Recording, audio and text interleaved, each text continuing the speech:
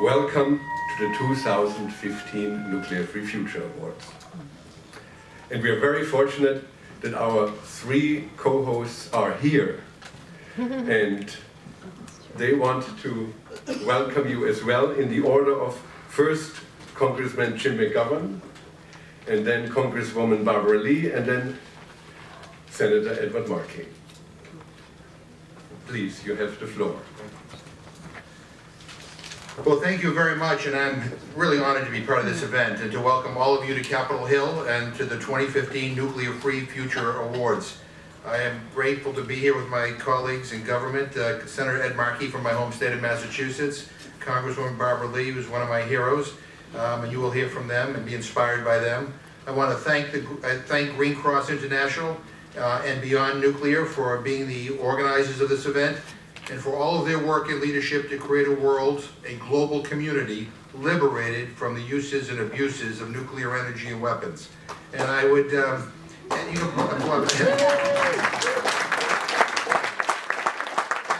I would be remiss not to note the special contributions of Jutta Wiesenthal, Linda Gunter, and my dear friend for many years, Paul Walker, who was working for Ron Dellums when I was up here working for Joe Moakley. In addition, I want to recognize the other award co-sponsors, Parliamentarians for Nuclear Nonproliferation and Disarmament, Physicians for Social Responsibility, and Rachel Carson Council. I also want to thank the founders of these awards, Klaus Bigert and Franz Moll. It is their vision to recognize, honor, and bring attention to extraordinary individuals and organizations who day in and day out contribute to making our world nuclear-free and sustainable for generations to come. And I especially want to thank all the artists in every field who bring their creativity, their joy, and their vision to this work. We are very lucky to have two of them joining us this evening. You just heard from them, Paul Winter and David Amram, who not only talk the talk and walk the walk, they play the music that rejuvenates all of us and brings us a little hope, harmony, and imagination to this global movement. Thank you very much. I am always struck by the Nuclear Free Future Awards for the categories they honor: resistance, education, solutions, and special recognition and lifetime achievement. Where else can you go to hear about initiatives that harness the continuity and power found in resistance, education, and solutions? So let me recognize and honor everyone in this room and all the groups and individuals that you represent around the world for all your good work, persistence, vision, and guts. You see a nuclear-free world. You see a world where human rights are respected, local communities are empowered, and all people live in dignity. You see a world where energy production and weapons of mass destruction have been rejected, and we no longer depend on a dangerous and poisonous chain of development and processing. You see a world that is sustainable, where the quality of our land, water, and air are valued, as is the diversity of life that depends on these most basic resources. This is glorious work, but it is not easy work. So whether your name is on the program or not, you are all deserving of special recognition for not turning a blind eye, for not accepting the status quo, for having the grit and determination to create and sometimes force change, for believing that people are eager to learn how to live and thrive together, and for being determined to find solutions to impossible seeming problems, understanding that most obstacles are due more to a lack of imagination and a lack of political will than any hypothetical immovable object. You know, we are lucky in a sense. Every day, more and more alternative technologies are emerging that make overcoming nuclear energy just a matter of time. And the issue really isn't if, but when will the world collectively embrace a new and more sustainable future.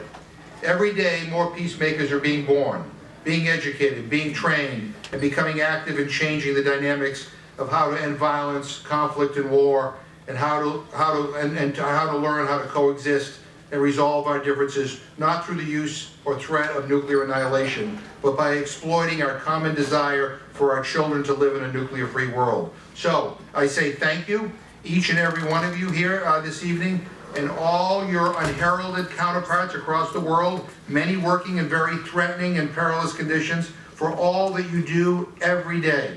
And I welcome you to enjoy and take pride in this achievements of this year's laureates of the 2015 Nuclear Free Future Awards. Thank you and have a great night tonight.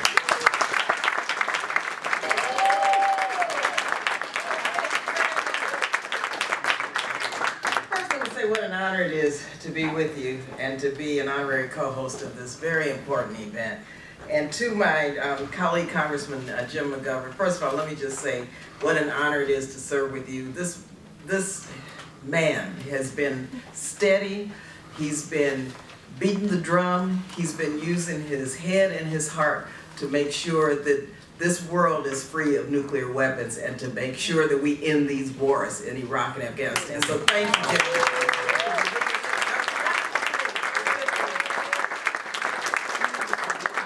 Staffer to Congressman Moakley. I was a staffer to Ron Dellums when Paul was a staffer there, and it was quite a time. And all of you, many of you, I remember from the day. And I just have to say how much I appreciate you staying the course. I don't know where we would be without you, your voice, and your passion, and your heart. So thank you very much. Also to Senator Mark, where's Ed? Markey, where are you? Good to see you. We miss you. I knew Senator Markey when I worked for Ron, and it's been quite amazing to see your trajectory, but also someone who has worked consistently to rid the world of nuclear weapons. In fact, here in our own country, where we should move to do that in terms of reducing our nuclear stockpile. So thank you, Senator Markey, very much for your leadership and your friendship.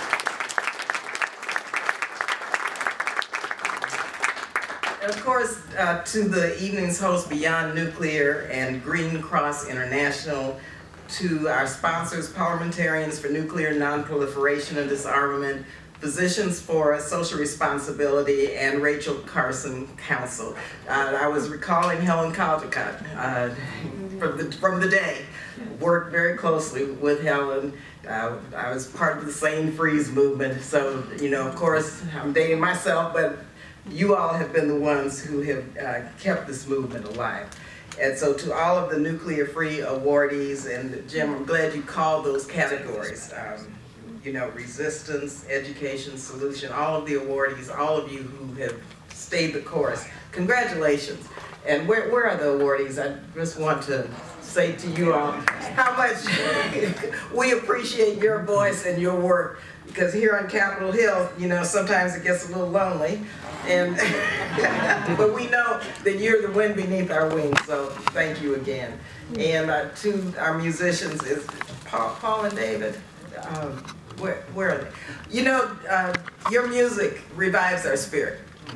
Here on Capitol Hill, it's a hard place, and to be able to be with you and listen to you and get settled with your music tonight was really wonderful, and so thank you. Music is so much a part of our movement, and we need that, and so we love you and appreciate you for being here. Let me just mention just a couple of things as it relates to Iran. You know, and I want to thank all of you for helping us get to this deal. You know, it was important, it was critical. You may remember I introduced legislation several years ago it was called Prevent Iran from Acquiring Nuclear Weapons and Stop War Through Diplomacy Act. I introduced that bill, I think it was in the 112th Congress, to give us some space up here on Capitol Hill to talk about a diplomatic track to helping reduce the threat of nuclear weapons in Iran. And of course, no one would touch it then. We had, you know, maybe 20 co-sponsors, but many of you helped us get those 20 co-sponsors. And I just want to thank you for that effort. And fast forward to recently, thank goodness we had your push and your efforts to help us get this deal accomplished. But there's a lot of work that must be done. As I said earlier, not only do we want to rid other countries from nuclear weapons, we want to rid the world of nuclear weapons. That's our goal.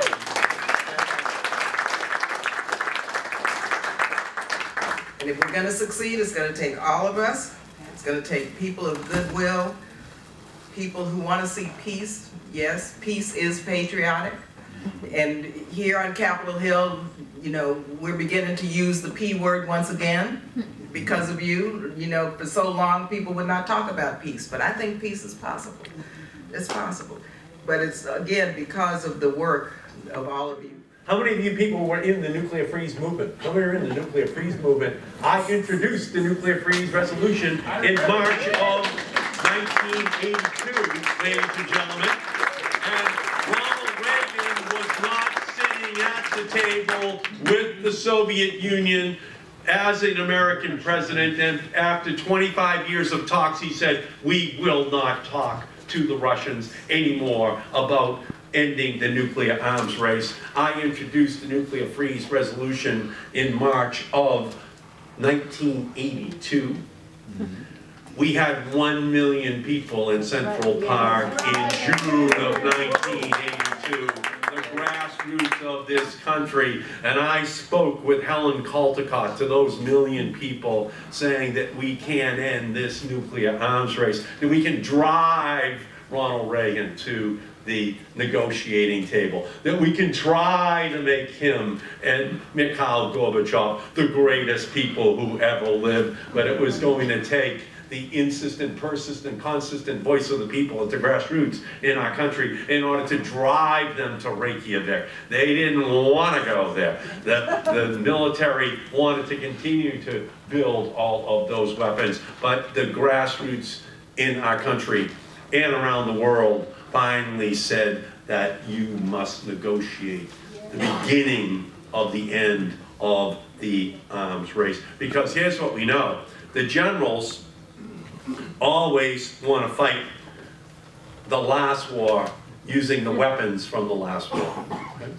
In this instance, they want to fight the wars with weapons from 4 wars ago. And by the way, that war was never fought. The nuclear war was never fought. And that's because of you. That's because you said that that would be insanity to have a nuclear war. That it would be crazy to have a nuclear war, because we knew ultimately that it was a -10 likelihood that any sane person would ever have the United States and the Soviet Union having a nuclear war. And so right now, in America and across the planet, Dr. Strangelove must be smiling, because we're returning to an era where countries are saying that they want to expand nuclear weapons capability. We're returning to a Cold War mentality. And the only way in which it is going to end is if we all say no. So that's why I introduced my SANE Act to cut the nuclear weapons budget in the United States by $100 billion over the next 10 years. Because we don't need the new nuclear bombs, we don't need the new nuclear submarines, we don't need the new nuclear testing, which they're going to do. We need to end this nuclear arms race, and that's all there is to it. We have to spend the money on things which we really need in our country, and that is not spending it on defense systems, it's spending it on defenseless human beings in our society and around the planet. That is what we must do. That is how we must view what our responsibility here. And that's why it was so great that we were able to find a negotiated resolution of our potential conflict with Iran. There were people who wanted to go in and bomb Iran. By the way, the same people who wanted to go in and bomb Iraq wanted to bomb Iran. How did that one turn out? Huh? And so now, we thankfully were able to put together a negotiated resolution of this issue. But there are still people in America who want to sell nuclear power plants to Egypt, to sell nuclear power plants to the United Arab Emirates, to sell nuclear power plants to Saudi Arabia. And we know that that is a recipe for disaster. Because sooner or later, that potential plant that can generate electricity has a dual identity in which it can also be a generator of uranium, of plutonium for a nuclear bomb. which the next crazy leader can hold the whole world hostage. And so it is time for us to say that we should choose Medicare over the Minuteman missile, that we should choose Social Security over nuclear submarines, that we should choose education over endless war on this planet, and that we have to find a way to ensure that that happens, because we know that the greatest threats that people actually are afraid of have nothing to do with nuclear weapons. They have to do with the things that affect our families every day. Because you cannot drop a nuclear bomb on Alzheimer's. You cannot launch a missile at unemployment. You cannot send a submarine to attack climate change. That is where the money should be spent. That is what we should be focusing on. Those are the risks that ordinary families feel every single day. The doomsday scenario should not be nuclear weapons being launched by both countries at each other. The doomsday scenario is when someone gets the phone call saying that another member of their family has Alzheimer's, has a heart condition, has cancer. That is where we should be spending the money, at the National Institutes of Health, in the research to find the cure for diseases which kill people every single day on our planet. So ladies and gentlemen, it is time for us to say that we are going to put people over plutonium, that we're going to be standing up, that you are the